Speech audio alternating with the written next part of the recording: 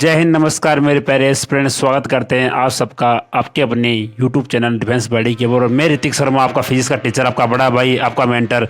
सो दोस्तों, आज का जो वीडियो बहुत इंपॉर्टेंट वीडियो भाइयों, एयरफोर्स एग्जाम के अंदर अगर अगर एयरफोर्स एग्जाम के अंदर 11 से कोई क्वेश्चन बनाना एग्जामिनर को, तो भाई उसका ये चैप्टर बहुत ही फेवरेट होता है। और भाई इसके अंदर इतने कन्फ्यूजन है कि हर एक क्वेश्चन में आपको एक नया कन्फ्यूजन मिलेगा। तो और उन जो कन्फ्यूजन को कैसे दूर करना है and how to solve the question, so सारे अप्रोच आपको इस वीडियो के अंदर बताऊंगा। तो इस वीडियो को लास्ट तक देखना है और आपको जो मैं पूछूं उसका आंसर आपको कमेंट करना है। और मेरे को जब बहुत अच्छी अंदर से ये खुशी मिलती है कि जब मैं आपको जो होमवर्क में अंदर जो मतलब क्या पूछता हूँ, क्वेश्चन पूछता हूँ, तो स्टूडेंट उनका आंसर वो मतलब कि वो बताते हैं, कमेंट करते हैं। तो उसी कमेंट्स को पढ़कर ऐसा लगता है कि हाँ, स्टूडेंट को समझ में आ रहा है। ठीक है, तो भाई अगर आपको इसकी पीडीएफ चाहिए तो उसके लिए अपना जो ग्रुप पर टेलीग्राम, उसका लिंक वीडियो नीचे दिया गया, सो जाकर आपको ज्वाइन करना है, वहाँ पर आपको उसकी पीडीएफ मिल जाएगी। ठीक है, बाकी आज का जो टॉपिक है वो अपना एसएसएम आरएसएल ने आपको एसएसएम बड़े अच्छे से पढ़ाया है। बट एक कमी ये है कि यार आरएसएल ने पूरा वीडियो मतलब जो पूरा चैप्टर वो एक ही वीडियो के अंदर वो पढ़ा दिया। बट इसके भाई मोस्ट इंपोर्टेंट टॉपिक्स है, तो उसके जो पूरे चैप्टर में हमने इसको दो पार्ट्स में हमने इसको बांट दिया है। आज आधे पार्ट की प्रैक्टिस हम आज करेंगे और आधे पार्ट की कभी और जब आरएसएल की क्लास नहीं होगी उस दिन हम करेंगे। ठीक है, तो आज देखो पहला क्वेश्चन आपकी स्क्रीन के ऊपर क्या। हाँ, और दूसरी बात स्टूडेंट कि आपको देखो एग्जाम आप निकालना आपकी जिम्मेदारी है। बाकी भाई फेस 2 की जिम्मेदारी हमारे ऊपर छोड़ दो, चाहे कोई भी हो भाई, फेस 2 में आपको आउट नहीं होने देंगे। बहुत अच्छा खासा एक्सपीरियंस है और उसी आधार पर स्टूडेंट का हमने मतलब कि लास्ट इनटेक में हमारे पास से लगभग 60 में से 50 स्टूडेंट का फेस 2 पास हुआ था। ठीक है, ओके। तो अगर आपको बाकी और इन्फॉर्मेशन जानिए तो जो साइड में ये पोस्टर लगा उसको पढ़ लेना। ठीक है, ओके। तो पहला क्वेश्चन देखो आपकी स्क्रीन के ऊपर क्या है। पहला क्वेश्चन है कि एक कण अपनी माध्य स्थिति से, जस्ट वेट, पहला क्वेश्चन ये है कि हाँ, एक सरल और आवर्त गति करते हुए एक कण उसका कालांतर π/2 है, तो उसका क्या अधिकतम हो सकता है। बड़ा इंटरेस्टिंग क्वेश्चन, बड़ा कंफ्यूजिंग ये क्वेश्चन है। ठीक है, देखो पहला इसमें यह बोला गया है कि अगर आपका कलांतर, अगर आपका फेज डिफरेंस π/2 का, यानी कि अगर आपकी कला π/2 की है तो वहां पर क्या अधिकतम होगा। तो देखो स्टूडेंट, इसको मैं बेसिक से सीखना पड़ेगा। देखो सबसे पहले आपको पता है कि चाहे कैसे भी अपने पास एक वेव है या फिर कुछ भी मान लो, अगर मैं मानता हूं तो मतलब एक जो सरल आवर्त एक सरल अगर ऐसा कोई भी कण अगर एसएसएम कर रहा है तो उसका विस्थापन का समीकरण क्या होता है, यानी कि उसका जो विस्थापन का समीकरण क्या होता है सर, वो होता है ए साइन ओमेगा टी। ठीक है, यहां पर जो ओमेगा टी है ना मेरे भाई, इसने ये बोला कि जो ओमेगा टी का मान π/2 है। अब मेरे को ये बताओ कि अगर मैं यहां पर π/2 अगर यहां पर मैं रखता हूं तो क्या इसका विस्थापन अधिकतम आएगा। हाँ सर, इसका विस्थापन अधिकतम आएगा। ठीक है, ओके, यानी कि इसका विस्थापन है वो अधिकतम होगा। और अगर विस्थापन अधिकतम है तो क्या इसका त्वरण भी अधिकतम होगा। हाँ सर, इसका त्वरण भी अधिकतम होगा। क्यों? क्योंकि आप सभी को पता है कि त्वरण बराबर होता है माइनस का ओमेगा स्क्वायर वाई, यानी अगर आपका विस्थापन अधिकतम है तो आपका त्वरण भी अधिकतम होगा।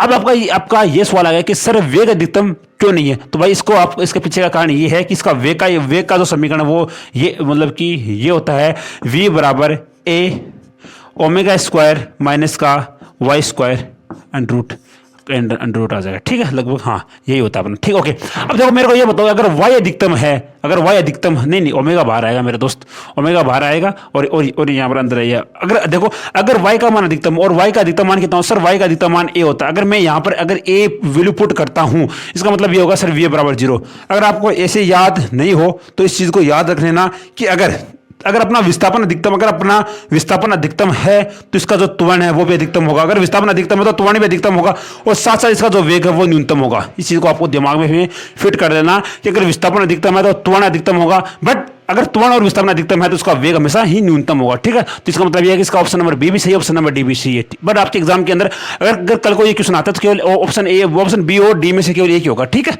ओके। अगला क्वेश्चन देखो, एक कण माध्य स्थिति से एसएसएम स्टार्ट करता है तो उसका आयाम 1 है, मतलब a है, त्वरण t है, तो किस एक समय पर इसकी गति अधिकतम गति की आधी होगी, विस्थापन y है।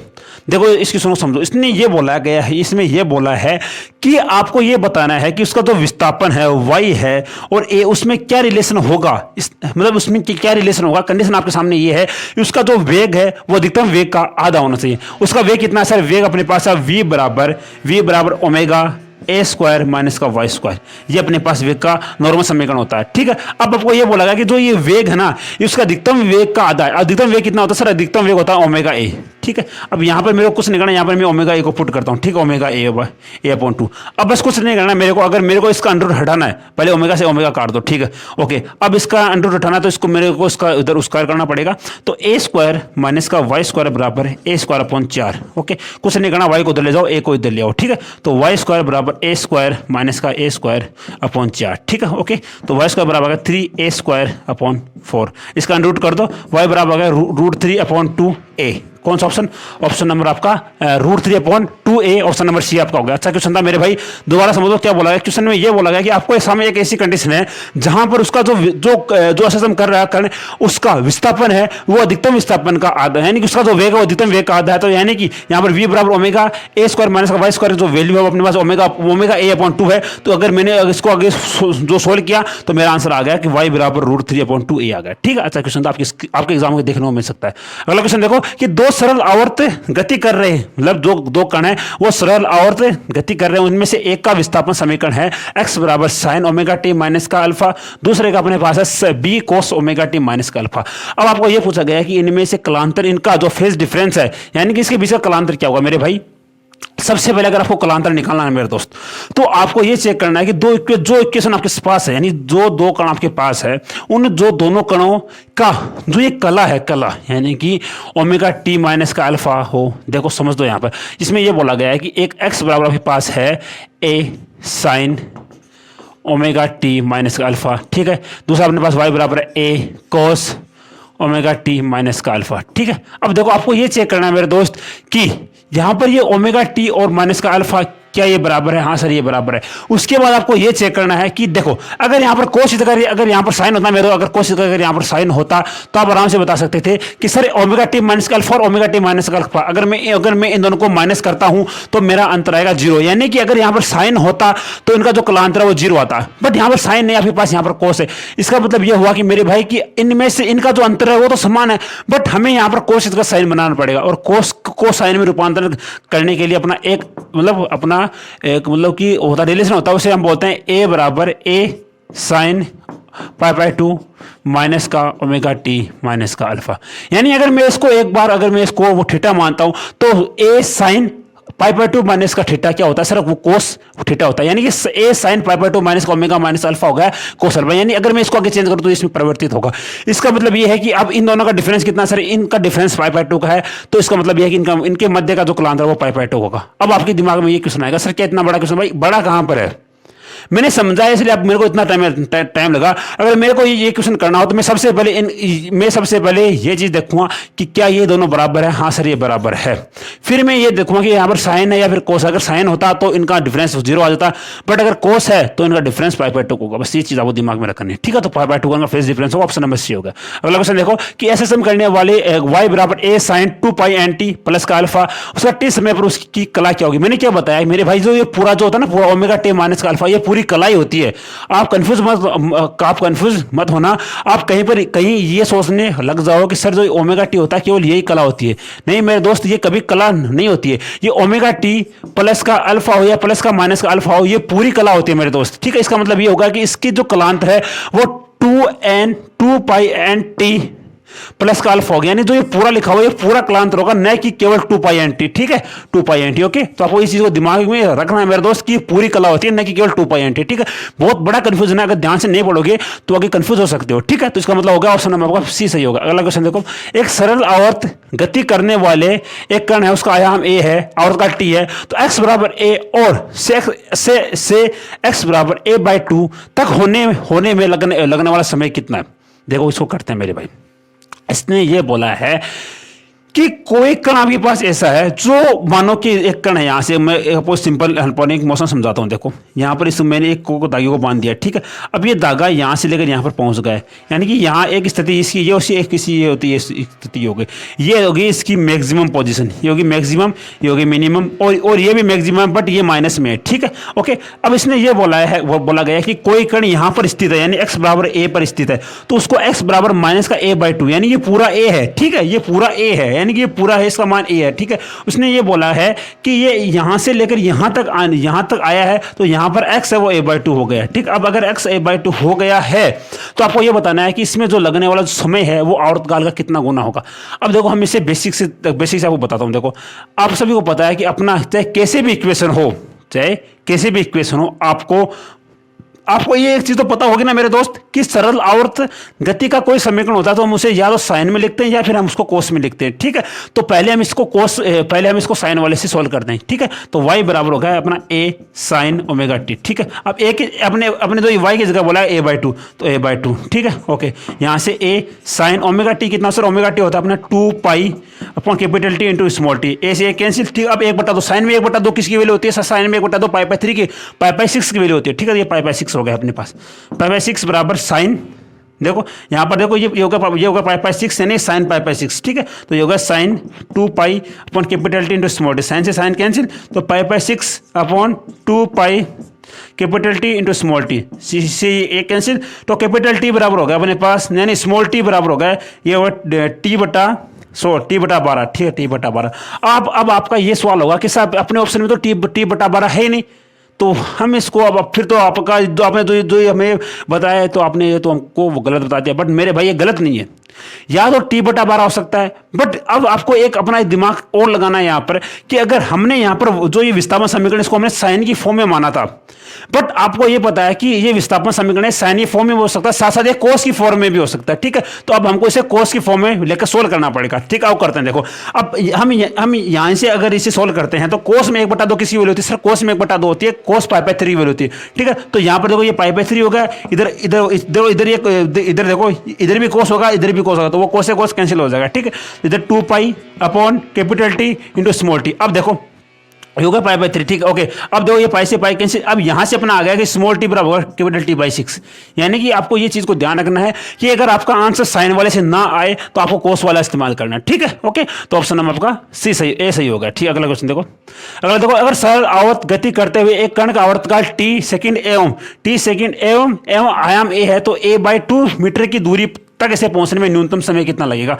चलो निकालते हैं। देखो इसमें ये बोला गया है, लास्ट वाले क्वेश्चन में तो हमको ये बोला गया था, देखो लास्ट वाला जो क्वेश्चन था उसमें तो हमको ये बोला गया था कि आपका जो विस्थापन समीकरण है, देखो आपका जो विस्थापन समीकरण है वो a से a/2 हुआ है, बट यहां पर आपको a से a/2 नहीं हुआ है, देखो a से a/2 नहीं हुआ है। इसने ये बोला है कि वो a से वो a/√2 गुना हो गया, ठीक है। अब देखो अगर वो a से a/√2 गुना हो गया है तो यहाँ पर हम सीधा लिखेंगे a/√2, ठीक है। लास्ट वाले क्वेश्चन में मैंने आपको वो बेसिक बता दिया, ठीक है। और यहाँ पर क्वेश्चन निकालना, यहाँ पर a होगा अब साइन ओमेगा टी, ठीक है। अब a से a कैंसिल, ठीक है। अब साइन में 1/√2 की वैल्यू कितनी होती है सर, साइन में √2 की 1/√2 की वैल्यू होती है पाई/4, ठीक है। ये पाई/4 आ गया, ठीक है। अब यहां पर कुछ नहीं करना, यहां पर 2 pi upon capital T into small T, pi से पाई कैंसिल, अब स्मॉल टी बराबर होगा कैपिटल टी अपॉन 8, कौन सा ऑप्शन, ऑप्शन नंबर आपका capital T upon 8, option number C होगा। अगला क्वेश्चन देखो, एक सरल आवर्त गति करते हुए समीकरण आपके पास ये है, द्वारा प्रदर्शित किया जाता है तो इसका आयाम कितना हुआ, यानी ये बोला इसमें आयाम, भाई याद रखना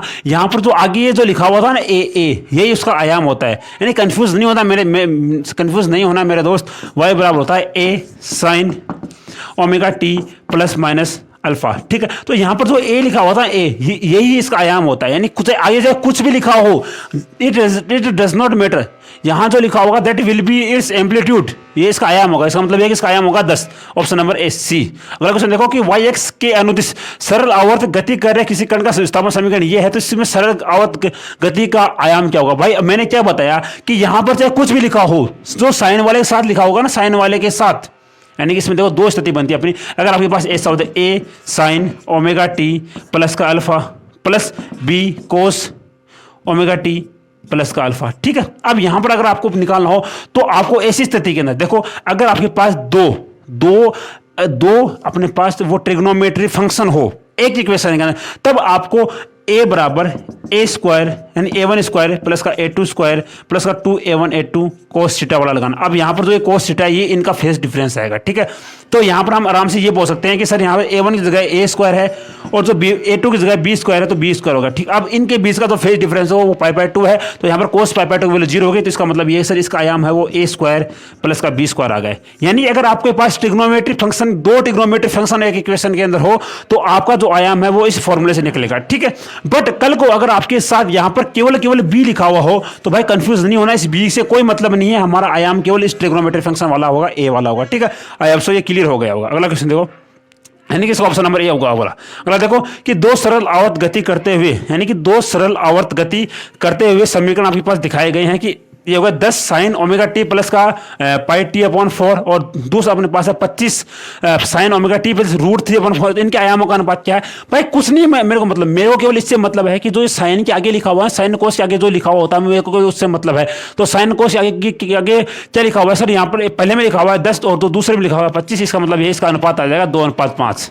कौन सा ऑप्शन? ऑप्शन नंबर बी, ठीक है। आई होप सो क्लियर हो गया होगा। अगला क्वेश्चन देखो, यदि एक्स बराबर इतना है और एक्स डैश इतना है तो इनके बीच का कलांतर क्या होगा? आपके लिए होमवर्क है, आपके लिए होमवर्क है। चलो इस क्वेश्चन को बता देता हूँ क्योंकि इसमें थोड़ा सा डिफरेंस है। चलो इसको बता देता हूँ क्योंकि ये तो ये थोड़ा सा टफ पड़ जाएगा, इसको बता देता हूँ केवल। और देखो एक्स बराबर होगा अपने पास ए साइन ओमेगा टी प्लस का π/6, ओके। अगला अपने पास है वाई बराबर ए, मतलब वाई मान लो या फिर एक्स डैश मान लो, कोई दिक्कत नहीं, ए कोस ओमेगा टी। अब देखो, अब मेरे को देखो यहाँ पर देखो ये π/6 अपने पास आ गया इधर। अब आपको ये अब मैंने क्या बताया था कि ये दोनों बराबर होने चाहिए। अब क्या ये दोनों बराबर है? सर ये बराबर नहीं है, तो सबसे पहले हम इसको बराबर करेंगे। देखो इधर साइन कोस है तो पहले हमको इस कोस को साइन में चेंज करना है, ठीक है। तो ए साइन π/2 माइनस का ओमेगा टी, ठीक है। यानी कि मैंने इसको इसमें से चेंज कर लिया, ठीक है, ओके। या फिर अगर मैं इसको ऐसे चेंज ना करूं तो फिर मेरे पास एक ऑप्शन होगा, क्योंकि इससे तो थोड़ा अलग आएगा, बट इसको ऐसे चेंज नहीं करके मेरे को साइन को कोस में चेंज करना पड़ेगा, ठीक है। अगर मैं साइन को कोस में चेंज करता हूं तो अगर मैं देखो इसको कर लूँ, दो जस्ट वेट करना आप, 1-2 मिनट रुकना। देखो इधर देखो कैसे हुआ, देखो ये आप देखो मैंने पहले इसको मैंने जिस प्रकार से चेंज किया था वैसे इसका आंसर अलग आया। तो पहले उससे बता देता हूँ आपका, ए साइन π/2 माइनस का ओमेगा टी। अगर आप इससे इसको सोल्व करते हो तो आपको इसमें से इस कोण वो घटाना पड़ेगा। पहले इसमें से इस कोण घटाओ, देखो ये बराबर है, इसका मतलब ये सर इसका जो डिफरेंस आएगा वो इसका फेस डिफरेंस होगा। तो देखो ओमेगा टी प्लस का π/6 माइनस का π/2 प्लस का ओमेगा टी। अब देखो, अब आपका ये आंसर होगा कि सर यहाँ पर 2 ओमेगा टी आ गया, इसका मतलब ये है 2 ओमेगा टी प्लस माइनस का π/3 आ गया। तो क्या ये इसका फेज डिफरेंस है? नहीं दोस्त, ये इसका फेज डिफरेंस नहीं होगा। तो इस हिसाब से तो अपना आंसर वो गलत आना चाहिए, बट नहीं दोस्त, इसका एक रूप और होता है। देखो वो क्या होता है? वो होता है सर ए साइन π/2 प्लस का ओमेगा टी। यानी कि अगर मैं ए साइन π/2 प्लस ओमेगा टी अगर मैं चेंज करता हूं तो मैं इसको आराम से बोल सकता हूं सर ए कोस ओमेगा टी, ठीक है। क्यों? क्योंकि साइन π/2 माइनस और π/2 प्लस दोनों में पॉजिटिव होता है। यानी साइन को अगर हम π/2 प्लस में मतलब चेंज कर रहे हैं तो उसकी वैल्यू भी हमें सेम ऐसी प्राप्त होगी, ठीक है। अब देखो, अब हमें इसमें से इसको वो घटाना है, तो इसमें से अगर मैं इसको घटाऊं तो π/2 प्लस का ओमेगा टी माइनस का π/6 माइनस का ओमेगा टी, ठीक है। इससे ये कैंसिल होगा और 90 में से अगर मैं 30 को घटाता हूं तो 60 आएगा और 60 का मैं बोलूँगा π/3 होगा। ऑप्शन नंबर आपका ए होगा। अच्छा क्वेश्चन था, देखने को मिल सकता है, हार्ड नहीं है मेरे दोस्त, बट ऐसे क्वेश्चन आपके प्रेजेंस ऑफ माइंड को चेक करेंगे, ठीक है। अगला क्वेश्चन देखो, एक सरल आवर्त गति कर रहे हैं, गति करते हुए एक पिंड की कोणीय आवर्ती 2 रेडियन है और आयाम इतना है, तो साम्य स्थिति से 20 मीटर की 20 mm पर इसका विस्थापन है, तो पिंड का वेग क्या होगा? तो कुछ नहीं करना मेरे भाई, आपको सब कुछ दिया गया, आपको जस्ट डायरेक्ट फॉर्मूले कर रखना है, इसकी वैल्यू प्राप्त करनी है। v बराबर क्या होता है सर? v बराबर होता है v बराबर ओमेगा माइनस ए स्क्वायर माइनस का वाई स्क्वायर का अंडर रूट, ठीक है। अब देखो ओमेगा की वैल्यू कितनी है सर? ओमेगा की वैल्यू साफ साफ बोला गया 2 रेडियन प्रति सेकंड। अगर रेडियन प्रति सेकंड है इसका मतलब ये सर वो ओमेगा होगा, बट यहीं पर अगर ऐसा लिखा होता कि 2 हर्ज, इसका मतलब ये होता सर ये हर्ज उसकी एन की वैल्यू होती है, यानी हर्ज लिखा होता तो यहाँ पर हमें 2πn, यानी ये जो एन है इसकी वैल्यू अपने पास होती है, तो फिर हमें यहाँ पर 2πn की वैल्यू निकालनी पड़ती है, ठीक है। बट यहाँ पर हमें कोणीय आवर्ती दी गई, तो हम यहाँ पर हमारा 2 हो गया, ठीक है। अब ए स्क्वायर, ए कितना है? ए इसमें है आयाम 60 है, तो इसका मतलब ये है कि इसका ए भी 60 होगा, तो ए 60। अब देखो 60 को अगर मैं आगे सोल्व करता हूँ, 60 का स्क्वायर कितना? सर 60 का स्क्वायर होगा 3600। ठीक है, अब वाई क्या है सर, वाई विस्थापन कितना सर, विस्थापन अपने पास 20, तो 20 का स्क्वायर 400। ओके 400, इसका अंडर रूट करते हैं। देखो आगे इसका अंडर रूट करो, देखो आयाम इतना साम्य स्थिति से 20 mm पर इसका विस्थापन समीकरण क्या होगा। ठीक है, ओके देखो इसको अगर मैं इसको आगे घटाता हूँ तो सर 3200 आ जाएगा अपने पास। 3200 का अंडर रूट कितना होता है सर, 3200 का होता है 8 चौक 32। ठीक है, तो कोई दिक्कत नहीं है, इसको मैं ऐसे बोल सकता हूँ 8 गुणा 400। ठीक है, अब 400 का अंडर रूट अगर मैं करता हूँ सर 2 गुणा 20, अब 8 का अंडर रूट कितना सर, 8 का अंडर रूट 2 रूट 2, फिर हमें जो ये रूट 2 इसकी वैल्यू हमें पुट करनी पड़ेगी 1.414। ठीक, अगर आगे सोल्व करते हैं इसको तो 8, तो इस हिसाब से आपका आंसर क्या आना चाहिए। चलो कर इसको सोल्व कर लेते हैं। 8 यानी 80 गुणा 1.414। ठीक है, आगे सोल्व करते हैं 14.1 गुणा 8। ठीक है, तो 8 एकम 8। ठीक है, और फिर 832 2 3 8 8 3 24, 8 एकम 8 3 यानी 112.8। 112.8 ऑप्शन नंबर सी होगा, 113 होगा। ठीक है, कोई दिक्कत नहीं है, हमारा पॉइंट के अंदर आ रहा है, इसमें सही दिया गया 113 होगा। ठीक है, अगला क्वेश्चन देखो। अगला क्वेश्चन है कि एक सरल आवर्त गति करते हुए आवर्तकाल 6 सेकंड है, आयाम इतना है, तो अधिकतम वेग क्या होगा। अधिकतम वेग का केवल एक ही फॉर्मूला होता है, v बराबर होता है ओमेगा आई। ओमेगा की वैल्यू कितनी सर, ओमेगा की वैल्यू अपने पास है, ओमेगा वैल्यू है नहीं अपने पास, कोई दिक्कत नहीं, बट हमारे पास आवर्तकाल था, आवर्तकाल से हम बोल सकते हैं 2 pi upon capital T, 2 pi upon capital T into A. 2 pi upon capital T की वैल्यू कितनी सर, कैपिटल टी वैल्यू अपने पास 6 है, तो 6 हो गया, और ए की वैल्यू कितनी सर, ए की वैल्यू अपने पास है 3, तो यहाँ से 3 हो गया। ठीक है, कोई दिक्कत नहीं, कर लें। देखो अब इससे ये है तो इसका मतलब 6 कैंसिल होगा तो पाई आ गया, यानी पाई सेंटीमीटर प्रति सेकंड होगा। ऑप्शन नंबर आपका सी बी होगा, सॉरी। अगला क्वेश्चन देखो कि एक कण अपने सौर आवर्त गति करते उसका विस्थापन समीकरण ये है, तो कण का विस्थापन x है, तो यदि कण का विस्थापन 3 इकाई हो तो उसका वेग क्या होगा। अच्छा क्वेश्चन है मेरे दोस्त। देखो अगर इसमें आपके पास विस्थापन भी है, आयाम भी है, और आपके पास कोणीय आवर्ती भी है, तो इस हिसाब से आप इसका वेग निकाल सकते हो। v बराबर होता है अपने पास सेम यही फॉर्मूला है, ओमेगा ए स्क्वायर माइनस का वाई स्क्वायर। ओमेगा की वैल्यू कितनी से, ओमेगा वैल्यू साफ साफ बोला गया है ओमेगा टी, यानी कि ओमेगा टी के साथ जो गुणनफल होता है वही ओमेगा की वैल्यू होती है। टी के साथ क्या लिखा हुआ है, टी के साथ 4 है, इसका मतलब यह ओमेगा की वैल्यू 4 है, तो यानी 4 अंडर रूट। अब ए स्क्वायर मैंने क्या बोला कि सर जितने भी ट्रिग्नोमेट्रिक फंक्शन होते हैं उसके आगे जो लिखा होता है वही उसका आयाम होता है। आयाम कितना सर, 5 का स्क्वायर। ठीक है, ओके। अब साथ साथ आप में इसमें विस्थापन दिया गया 3, तो 3 का स्क्वायर होगा। ठीक है, 3 का स्क्वायर। अब देखो 4 गुणा 25 माइनस का 9, 16 का अंडर रूट 4, तो 4 यानी 16 मीटर प्रति सेकंड। ऑप्शन नंबर आपका डी हो गया। देखो क्या बताया मैंने, बताया v बराबर होता है ओमेगा ए स्क्वायर माइनस का वाई स्क्वायर। ओमेगा वैल्यू साफ साफ लिखी हुई है, ओमेगा टी यानी 4 इसकी वैल्यू हो गई। ठीक है, फिर ए यानी मैंने बताया कि जो ट्रिग्नोमेट्रिक फंक्शन आगे लिखा होता है वही उसका आयाम होता है, यानी 5, और विस्थापन आपको जो क्वेश्चन इसमें बोला गया 3 है, तो आगे सोल्व करते हो तो आपका आंसर आएगा 16। अगला क्वेश्चन देखो, किसी कण यानी कि जो कोई भी कण है, ठीक है, कोई भी कण, उसका विस्थापन समीकरण ये है, तो उसकी आवर्ती क्या होगी और अधिकतम वेग क्या होगा। देखो अब आपको ये बोला गया सर उसकी आवर्ती क्या होगी। अगर आपको उसकी आवर्ती निकालनी है, इसका मतलब ये है कि सर आपके पास उसकी कौन आवर्ती होनी चाहिए, यानी कि if you want to find out the frequency then you have to you must have the angular frequency. ठीक है, और एंगुलर फ्रीक्वेंसी जो टी का जो मल्टीपल होता है वो इसकी एंगुलर फ्रीक्वेंसी होती है। और टी के साथ क्या लिखा हुआ है, टी के साथ अपने पास 220 है, यानी ओमेगा बराबर अपने पास है 220। ठीक है, अब ओमेगा बराबर होता है 2 पाई एन, यानी 2 पाई ए बोलो या फिर एन बोलो, कोई दिक्कत नहीं, 220। ठीक है, अब देखो 2 गुणा 22 किसकी वैल्यू होती है सर, पाई की वैल्यू होती है 22/7 गुणा एफ बराबर 220। ठीक है, अब अगर मैं इसको इससे काटता हूँ सर, 22 से गया 10 बार और इससे गया 5 बार, तो एफ बराबर होगा अपने पास 35। अब कौन से ऑप्शन में एफ बराबर 35 है, और एफ बराबर अपने पास या तो ऑप्शन नंबर ए होगा या फिर ऑप्शन नंबर डी होगा। इसका मतलब ये सर हमको इसका अधिकतम वेग भी निकालना पड़ेगा। अधिकतम वेग क्या होता है सर, अधिकतम वेग बराबर होता है वी बराबर होता है ओमेगा ए। ठीक है, ओमेगा वैल्यू अपने पास कितना है सर, ओमेगा वैल्यू 220 है, 220 गुणा ए की वैल्यू कितनी सर, ए की वैल्यू है 0.3। ठीक है, अब इसने जो ये जीरो ने इसकी 3 के पॉइंट को हटा दिया, तो 22 गुणा 3 और 22 गुणा 3 66 आ गया। ठीक है, ऑप्शन नंबर आपका ए सही हो जाएगा। अगला क्वेश्चन देखो, सरल आवर्त गति कर रहे एक कण का आवर्तकाल इतना है और आयाम इतना हो तो उसकी अधिकतम चाल क्या होगी। अच्छा क्वेश्चन है, आपके लिए होमवर्क है, करवा चुका क्वेश्चन आपके लिए होमवर्क है। इसमें आवर्तकाल दिया गया है, आयाम है, कुछ नहीं करना, वी ओमेगा बराबर 2 pi upon capital T into A वाला फॉर्मूला लगा देना, आपका आंसर आ जाएगा। अगला क्वेश्चन देखो, यदि सरल आवर्त गति करते हुए कण का आयाम ये है, कोणीय आवर्त इतना है, तो अधिकतम वेग अधिकतम त्वरण का अनुपात क्या होगा। चलो इसको निकालते हैं। अधिकतम त्वरण कितना होता है, अधिकतम वेग और अधिकतम त्वरण, यानी ऊपर अधिकतम वेग होना चाहिए। ऊपर अधिकतम वेग कितना होता है, वी अपॉन कैपिटल ए, यानी वी क्या होता है सर, वी बराबर होता है ओमेगा ए। और अधिकतम विस्थापन, अधिकतम त्वरण कितना होता है सर, अधिकतम त्वरण अपने पास होता है माइनस का ओमेगा स्क्वायर ए। अब यहां पर एक बार माइनस को भूल दो, ठीक है, तो ओमेगा स्क्वायर ए हो गया। अब ए से ए कैंसिल, तो 1 ओमेगा आ गया आपका आंसर। कौन सा ऑप्शन, ऑप्शन नंबर आपका बी हो गया। अगला क्वेश्चन देखो, सरल आवर्त गति कर रहे किसी किसी कण का मध्य स्थिति पर वेग क्या होगा। देखो याद रखना कि कोई भी सरल आवर्त गति करते हुए कोई भी कण है, उसका क्लास के स्टार्टिंग में बता चुका हूं कि मानो अगर ये कण इस प्रकार की ऐसी स्थिति है, ये इसकी मध्य स्थिति है और ये इसकी मैक्सिमम पोजीशन है और ये भी इसकी मैक्सिमम पोजीशन है।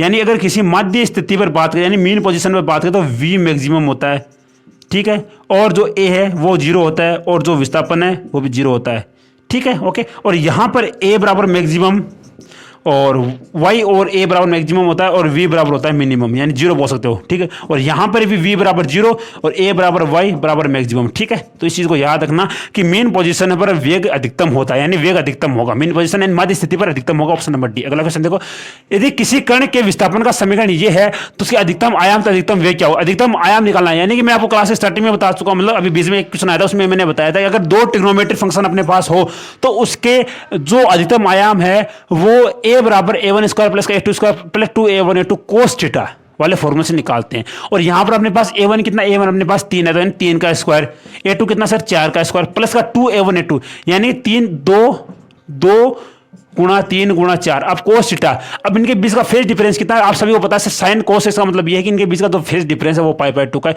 इसका मतलब ये 0 होगा, ठीक है, यानी गुणा 0, यानी इसको भूल जाओ, इसका रूट करेंगे 3 और 4 का रूट 5 होता है, ठीक है। तो उस हिसाब से इसका आयाम है वो 5 आएगा और आयाम 5 इसका मतलब ऑप्शन नंबर ए आपका सही होगा। और अगर आपको इसका आयाम 5 है तो आप यहां से आराम से इसका विस्थापन मतलब इसका अधिकतम वेग भी निकाल सकते हो। अधिकतम वेग क्या होता है सर, v बराबर होता है अपने पास ओमेगा है। ओमेगा कितना सर, ओमेगा अपने पास साफ साफ बोला है सर 2 साइन, मतलब अपने पास है 3 साइन 2t, यानी जो 2 लिखा हुआ है टी का जो मल्टीपल होता है टी का, यह अपने पास ओमेगा होता है, यानी ओमेगा की वैल्यू अपने पास 2 है तो 2 गुणा ए अपने पास 5 आ गया तो 2 गुणा 5 बराबर 10 होगा। ऑप्शन नंबर आपका ए हो गया, ठीक। अगला क्वेश्चन देखो, सरल आवर्त गति करते हुए कण का एक मध्य स्थिति में वेग v है तो आयाम की आधी दूरी पर इसका वेग होगा। अच्छा क्वेश्चन देखो, इसने ये बोला है अपने पास कि जो उसका अधिकतम जो मध्य स्थिति पर वेग v है और आपके पास यहां पर इसने ये कंडीशन ये बता दी है कि जो इसका विस्थापन है वो आयाम का आधा है, यानी इसका जो विस्थापन है यानी कि जो a है यानी जो y है ये आयाम यानी a का a/2 है, यानी कि आपको कुछ नहीं करना है मेरे दोस्त, आपको डायरेक्ट v बराबर omega under a square minus का y स्क्वायर वाले फॉर्मूले में यहाँ पर ओमेगा एजीटी रहेगा, a स्क्वायर भी एजीटी रहेगा, बट यहाँ पर जो y है वहां पर ओमेगा सॉरी जो y है y बराबर अपने पास यहाँ है a/2, यानी कि जो y की वैल्यू बोलिए कि वो आयाम का आधा है, यानी कि आयाम का आधा है तो y की वैल्यू आयाम का आधा हो जाएगा a²/2। आगे सोल्व करते हो तो यह हो गया √3/2 ओमेगा। कौन सा ऑप्शन, ऑप्शन नंबर आपका सी होगा, यानी √3/2 ओमेगा आएगा इसका आंसर, ठीक है। अगला क्वेश्चन देखो, मान लो कि कोई पृथ्वी के व्यास की अनुदिश अगर कोई सुरंग खोदी जाती है, ठीक है, और एक सिरे से दूसरे सिरे तक अगर वो खोदी गई है तो अगर उसके अंदर कोई कण गिरा दिया है तो सबको पता है, आरएस ने बड़े अच्छे से बताया कि अगर ये पृथ्वी है और यहाँ पर ये ऐसी एक सुरंग, अगर ऐसी एक वो सुरंग बना ली गई है तो यहाँ से कोई कण मतलब इसके अंदर वो डाला जाता है तो वो कण सिंपल हार्मोनिक मोशन करेगा, यानी जो वो कण है वो सरल आवर्त गति करेगा। ऑप्शन नंबर सी आपका सही होगा। अगला क्वेश्चन देखो कि 60 हर्ट्ज के 60 हर्ट्ज आवृत्ति के साथ सरल आवर्त गति करने वाले कण का आयाम इतना है तो अधिकतम त्वरण कितना होगा। अच्छा क्वेश्चन है मेरे भाई, देखो अधिकतम त्वरण क्या होता है सर, अधिकतम त्वरण a बराबर होता है ओमेगा स्क्वायर a, यानी कि ओमेगा स्क्वायर है। अब यहाँ पर अपने पास a है, यानी आयाम कितना सर, आयाम अपने पास 0.01 है, यानी 0.01 अपने पास आयाम, बट यहाँ पर अपने पास ओमेगा की वैल्यू नहीं, अपने पास यहाँ पर हर्ट्ज है। हर्ट्ज का मतलब ये होता है उसकी आवर्त की वैल्यू, कोणीय आवर्त की वैल्यू नहीं होती। कोणीय आवर्त की वैल्यू तब होती है जब अपने पास जो क्वेश्चन है उसका रेडियन प्रति सेकंड का मान अपने पास हो, बट यहाँ पर आवर्ती है, इसका मतलब ये है कि ओमेगा बराबर 2πn। यहाँ पर अपने पास यहाँ पर 2πn की वैल्यू कितनी सर, n की वैल्यू अपने पास 60 है तो 60 का स्क्वायर, इसका स्क्वायर करूंगा तो यहां पर 2 का स्क्वायर 4 गुणा पाई स्क्वायर गुणा 3600 गुणा इधर होगा 0.01। अब ये 0.01 का ये इसको इसके दो जो ये 0 इसको काट देगा और जो ये अपने पास 36 गुणा 4 कितना सर, 36 गुणा 4 अपने पास होता है 144, ठीक है, 144 पाई स्क्वायर, ठीक है, 144 पाई स्क्वायर। ऑप्शन नंबर आपका ए सही होगा, नहीं ऑप्शन नंबर ए नहीं, हाँ ऑप्शन नंबर ए सही है, ए भी सही है और वो सी भी सही है, बट ऑप्शन नंबर ए और सी में से एक हो जाएगा, ठीक है। अगला क्वेश्चन देखो, सरल आवर्त गति करती हुई किसी वस्तु का अधिकतम त्वरण इतना है और अधिकतम वेग इतना हो तो उसका आयाम कितना होगा। देखो इसको कैसे निकालें, देखो अधिकतम त्वरण अपने पास अधिकतम त्वरण कितना होता है सर, अधिकतम त्वरण अपने पास ओमेगा स्क्वायर ए होता है, यानी ओमेगा स्क्वायर ए की वैल्यू अपने पास 24 है और अधिकतम वेग यानी ओमेगा ए की वैल्यू अपने पास 16 है। अब यहाँ अगर मेरे को इन जो दोनों इक्वेशन का यूज करके मेरे को अगर इसका आयाम निकालना है तो इसको अगर आप यहाँ से अगर ओमेगा की वैल्यू निकाल अगर इसमें वो पुट करते हो, या फिर कुछ नहीं करना, आपको ओमेगा की वैल्यू निकाल कर इसी ओमेगा की जो वैल्यू निकालो इसमें पुट कर दो, ठीक है। ओमेगा बराबर अपने पास होगा 16/a, ठीक है। अब यहाँ पर कुछ नहीं करना, यहाँ पर 16/a को ओमेगा की वैल्यू पुट कर दो तो 16/a का स्क्वायर इंटू a बराबर 24, ठीक है। अब आगे सोल्व करना है तो इसका 16 गुणा 16 बटा a स्क्वायर गुणा a बराबर अपने पास 24। a से एक कैंसिल, अब a को इधर लेके जाऊंगा 24 को इधर लेके आऊंगा तो a बराबर अपने पास होगा 16 गुणा 16 बटा 24। आगे सोल्व कर लेना, आपका आंसर आ जाएगा, ठीक है। अगला क्वेश्चन देखो, किसी सरल आवर्त गति करते हुए कण के संबंध में निम्नलिखित में से कौन सा कथन सत्य नहीं है? आपके लिए होमवर्क है, ठीक है, क्योंकि ऐसे क्वेश्चन मैं करवा चुका हूँ। बस आपको मतलब मैंने ऐसे क्वेश्चन आपको जो न्यूमेरिकल्स की फॉर्म में बता चुका हूँ, ये आपके लिए थ्योरी, आपके लिए होमवर्क है। अगला क्वेश्चन देखो, हाँ, कि निम्न में से कौन सा निम्न में सरल आवर्त गति कर रहे कण के वेग और त्वरण में क्या संबंध होता है? यह भी आपके लिए होमवर्क है, ठीक है। क्योंकि देखो यहाँ पर जो मैंने बताया था ना कि देखो यहाँ पर जो ये मेन पोजीशन है और ये अधिकतम पोजीशन, तो इस ऐसे क्वेश्चन में इसका आंसर छिपा हुआ है, ठीक है। अगला क्वेश्चन देखो, सरल आवर्त गति करते हुए कण की कुल ऊर्जा किसके अनुक्रमानुपाती होती है? यानी जो सरल आवर्त गति करते हुए जो कण की जो कुल ऊर्जा होती है, देखो वो क्या हो सर, अगर कुल ऊर्जा ये पूछे भाई जो ये टोटल एनर्जी है वो होती तो कांस्टेंट है, बट उसके लिए एक फॉर्मूला होता है अपने पास, क्या होता है sir, total energy T, total energy बराबर होता है 1/2 m omega square a square. यानी कि जो टोटल एनर्जी ये कोणीय आवर्ती के समानुपाती होती है, यानी कोणीय आवर्ती के वर्ग के समानुपाती होती है, और जो ये आयाम है उसके भी समानुपाती होती है। यानी ऑप्शन नंबर सी भी सही है, ऑप्शन नंबर डी भी सही है, यानी सॉरी ऑप्शन नंबर बी भी सही है, ऑप्शन नंबर डी भी सही है, ठीक है। अगर आप इसको अगर थोड़ा और सोल्व करते हो तो यहाँ पर 2πn का स्क्वायर करोगे, इसका मतलब ये है कि ये जो आवर्ती के स्क्वायर के भी समानुपाती है और a के स्क्वायर के भी समानुपाती है। इसका मतलब ऑप्शन नंबर बी भी सही है, ऑप्शन नंबर डी भी सही है, ठीक है। अगला क्वेश्चन देखो, ओके, तो ये भी आप लोगों के लिए होमवर्क है, ठीक है मेरे दोस्त। ओके, तो भाइयों मैंने लगभग आपको इंपॉर्टेंट लगभग 30+ क्वेश्चन ही मैंने आपको प्रैक्टिस में आपको करवा चुका हूं। कोई भी क्वेश्चन के अंदर डाउट हो कमेंट बॉक्स के अंदर पूछ लेना, कल की वीडियो में वो बता दिया जाएगा। अब आपकी जिम्मेदारी बनती है भाई वीडियो शेयर करना, आप लोगों के लिए इतनी मेहनत करते हैं मेरे दोस्त, 30 मिनट के अंदर 30 क्वेश्चन की प्रैक्टिस करवाना इम्पॉसिबल है, वो फिजिक्स के विद कॉन्सेप्ट। ऐसा नहीं ए चलो बी चलो मतलब सी चलो, ऐसा नहीं है, विद कॉन्सेप्ट विद रीजन, हर एक चीज़ का एक्सप्लेनेशन के साथ बताना बहुत बड़ी बात होती है। कहीं से पढ़ते हैं मेरे भाई आप, अगर कोई क्वेश्चन आप कोई भी अगर आपको 30 क्वेश्चन अगर वो आपको करवा सो, इसका मतलब ये आपको 1 घंटा वेस्ट कर रहा है। हमने आपको मात्र और मात्र आधे घंटे के अंदर उसकी प्रैक्टिस सेशन आपके लोगों के लिए आ चुकी है। तो अब आपकी ये मतलब कि फर्ज बनता है कि आप लोग हमें सपोर्ट करो, बाकी आपकी इच्छा। अब आपसे मिलेंगे अगले वीडियो के अंदर। सो जय हिंद, जय भारत।